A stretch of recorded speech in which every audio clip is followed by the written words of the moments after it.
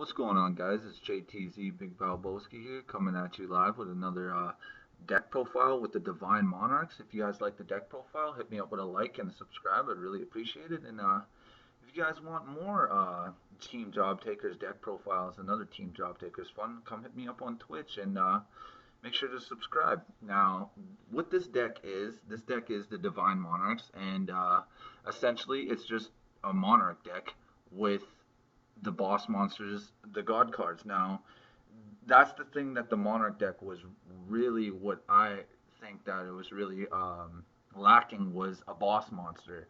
Now, don't get me wrong, Mega Caius and Zyborg and this and that, Ether, they're 28 beat sticks. I'm looking for like 4,000 beat sticks, something that could really take on despots or so on. Okay, so we're gonna go into the divine aspect of the deck first. Um, Now we have one copy of Obelisk the Tormentor. Obelisk the Tormentor is good for when you're able to get him onto the field using the engine that we have. I'll show you later on. You could also banish Ideos from graves, special idea, use Idea's effect as special Ideos, and then use Obelisk the Tormentor's effect to tribute those two monsters to wipe your opponent's monster field slate, so you could get an attack in essentially. Okay, and then we run two copies of the Winged Dragon of Ra. Now, Winged Dragon of Ra is the one you really want to go for game for with this deck. If you could go for game, pull out the Winged Dragon of Ra.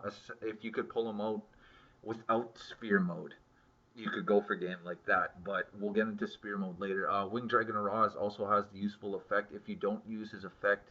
Like if you're able to pull him out with Spear mode, because I don't think you'll be able unless you're running life point increasing cards, like Dankido Care Master, essentially, stuff like that. You won't be able to use his one effect. It says when this card is normal summon, you could pay a life points that you only have 100 life points left. This card gains attack and defense equal to the amount of life points paid, and then it has the additional effect. You could pay 1,000 life points and then target one monster on the field and destroy that target. So it's kind of like Michael the Arc Lightsworn in a way, and it's really good for going game. Now, with the Winged Dragon of Ra to Spear mode, this is your Lava Golem.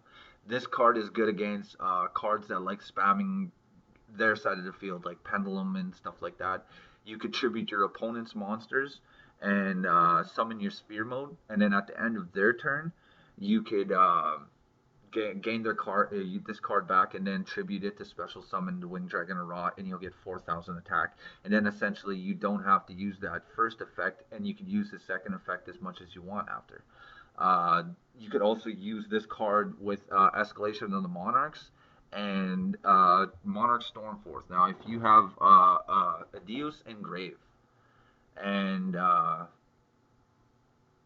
yeah, Adios Engrave, you activate Monarch Stormforce if your opponent has a card on the field, and then you activate Escalation of the Monarchs. You have Adios Engrave, get rid of them, Special Idea, and then Special Adios, and then like you tribute your God cards or your Spear mode using one of your opponent's monsters on their turn,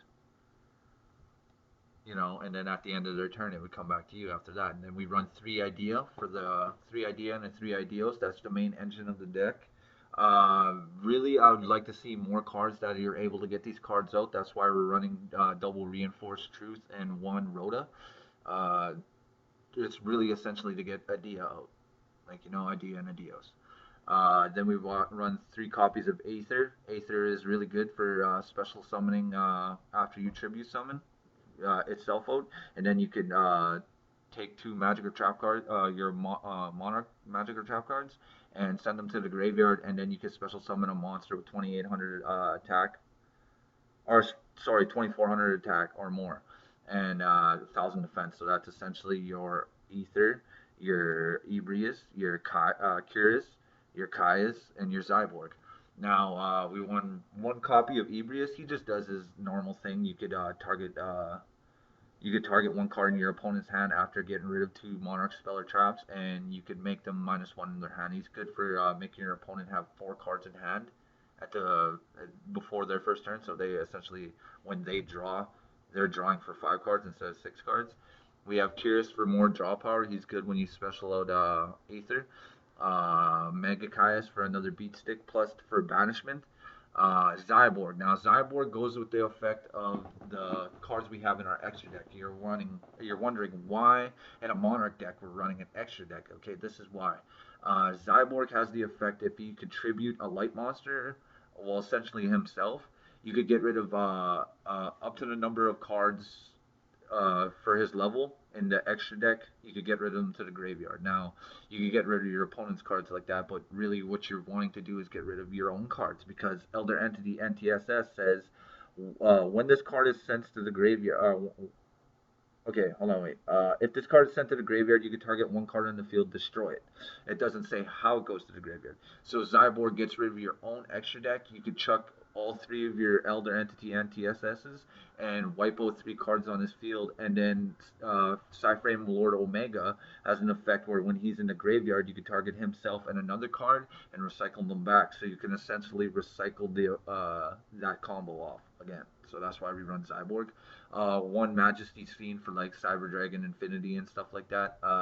Two Effect Veiler because it's a Monarch deck.